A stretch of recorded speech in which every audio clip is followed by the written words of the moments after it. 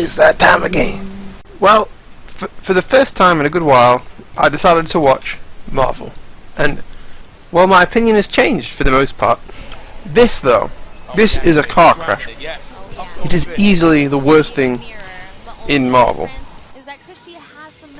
It's just not fun to watch. There's no spectacle to it. It might be fun to play, but I very much doubt it. It's very close to covering the screen in crap and hoping that something breaks. Preferably your opponent, but it could also be your controller, He hadn't won the previous round. the motherboard, or the crowd's patience as they hurl chairs at you. There were moments where it was Morrigan versus an equally annoying rival, Zero, and those games were a depressing wait, watching a microwave and hoping what came out next wasn't another Zero or Morrigan, and then finding out it was still frozen in the middle. I totally understand why people hate Chris G. He plays the ultimate villain team. So I guess it's good that he lost, even if it is to a Phoenix and a Morrigan. But throughout the tournament there were also bright moments. Something that kept the grin on my face. You'd get appearances from this man, the mayor of the world!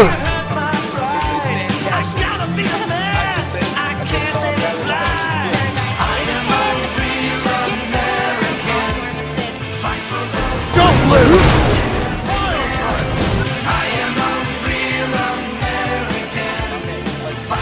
I love characters like this. What a wonderful playstyle. Cornering rats, telling them to run, and then catching them as they do. Characters like that always make a good show. But Marvel 3 isn't what I want to really talk about. Anyway, I want to talk about Marvel Infinite and some of the footage we've been given. Don't litter! We'll cover the new footage we have so far. But yeah, we get to look at the character select screen's kind of important for Marvel because you're playing a 2v2 game, so you need a big cast, and the game comes with around 20, well, so far.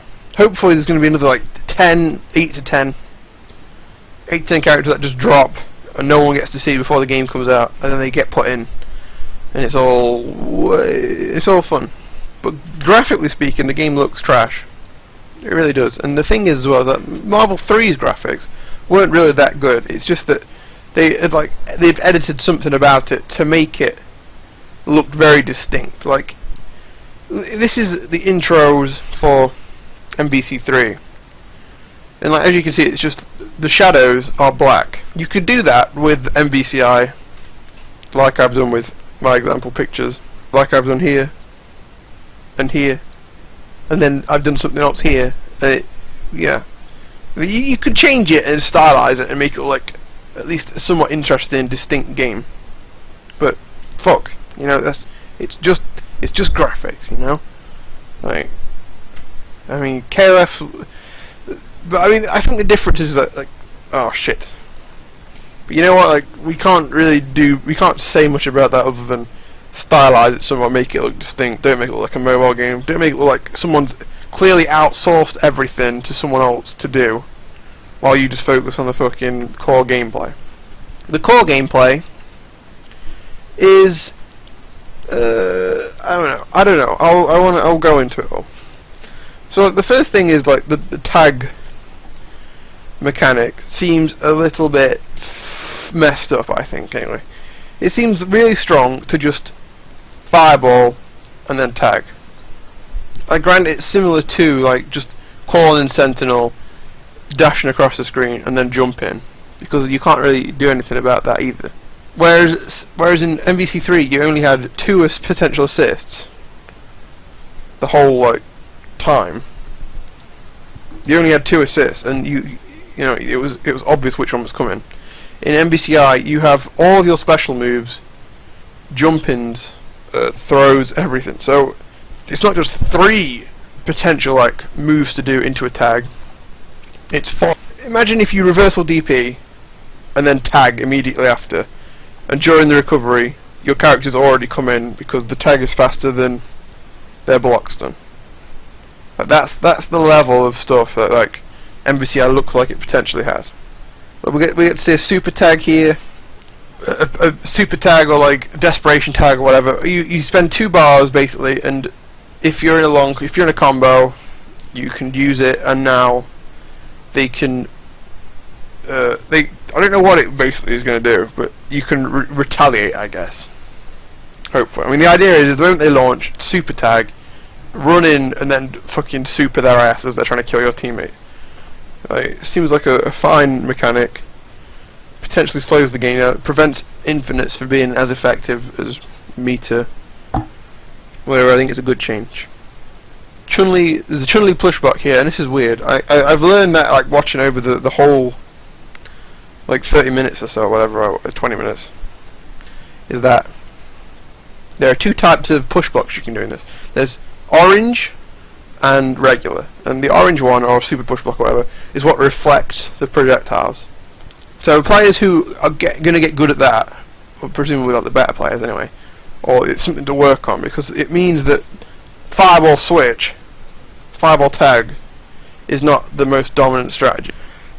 The super beam chip doesn't do that much damage, which is a good thing to see, I think, because the chip damage in MVC3 was astonishingly high. Like you could basically chip people out with like 10 projectiles. It looks like it says Big Church Rumpians. What the fuck? Big arch jumping. Oh, there you go. Yeah. So a lot of the moves, or it looks like anyway, from the first game, the Zero spends like a lot of his time jumping in, dash cancelling, and then doing his I don't know what you'd call it move, but he does like a front flip where he swings his sword around, and it looks like it hits above, in front, behind, and below. So I think that's going to be a really strong move, and this guy, the amount this guy uses it suggests it is a strong move. A very easy way to get in. It's very Mortal Kombat. You throw a fireball, and then you switch. With beam super, it's even better because you can just put the beam on screen and then switch straight in and follow it in. Doctor Strange is a good one, but you can crouch underneath it, so it's a little bit weaker than whatever the alternative would be. But super beams and super projectiles, really good for it. You just do one because it basically costs 1 EX bar. That's how the meter works in Marvel. So you use it, you use your super beam, tag in, and then you get a free jump high-low, basically, every time. Free high-low. Oh my, what a tasty looking treat! Morrigan looks retarded, but that's okay. Thor's command throw looks pretty good, I think. I don't know, I like it. We get to see that. I don't know if it combos into anything. It does a good bit of damage. I hate it. I've written 7 or 8 and not even a fucking like word next to it. Another emergency tag.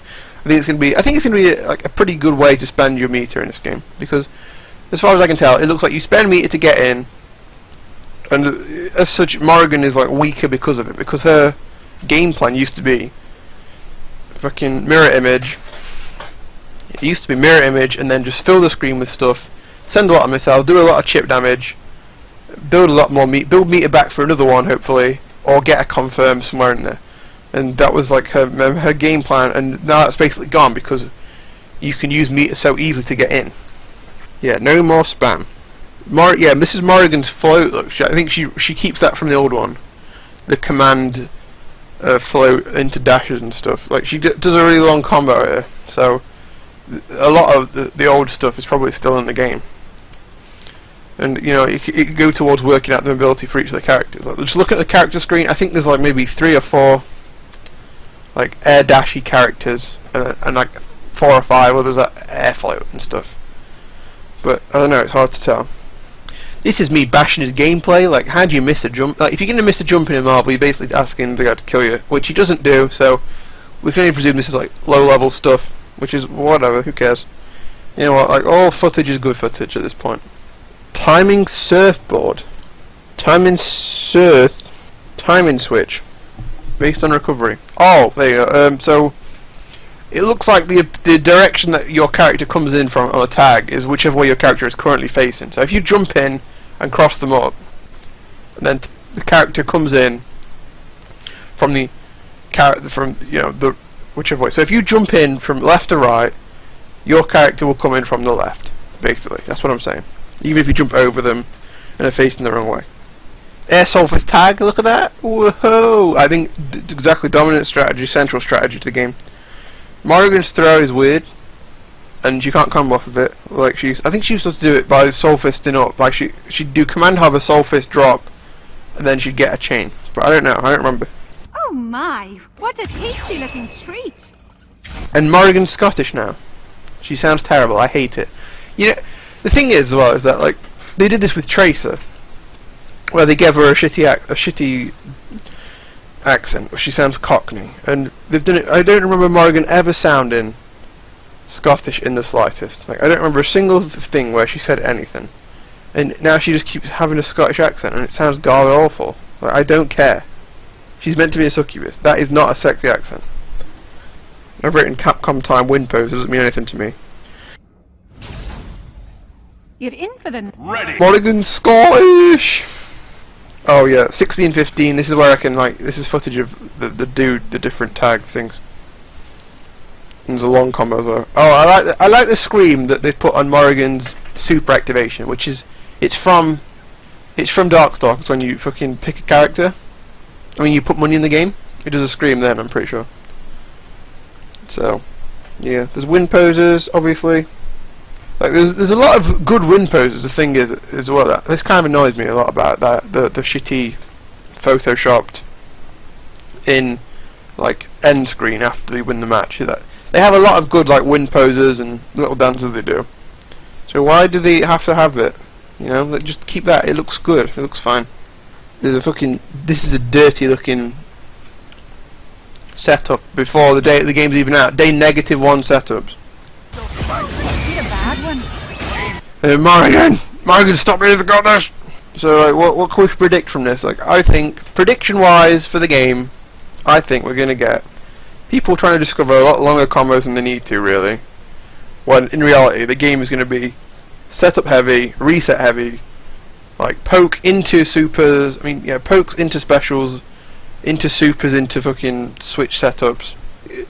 Fireball switch is going to be so strong for such a long time that until people discover how to deal with it efficiently, it's all we're going to see. And once people finally do deal with it, the game will either be 6 months down the line, or Capcom will have listened to people crying about it and nerfed everything. So the game is just going to be about fucking running all over the fucking place. Floated projectiles, whatever I don't know what you call them. I'd call them like following projectiles, where you just follow them in, like Mize, Light Fan, and show that Athena Ball, that type of thing. Morrigan Soulfist in the Darkstalkers game is actually super fucking fast, and when she shoots Soulfist, it's like that. She shoots it, and then like. When it's about 3/4 of the way to the floor, then she recovers. If she does it in the air. So there's a big gap there, which is, you know, why it's in Darkstalkers, because they're all fucking take 10 days to recover, and everyone jumps really fast. But it's all going to come to an end when Marvel vs.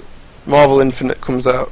I like how they've done that with the name and made it so it abbreviates to Marvel Infinite, so it looks like Capcom has nothing to do with it, and they can just go, yep. It's not our shitty game. I think they are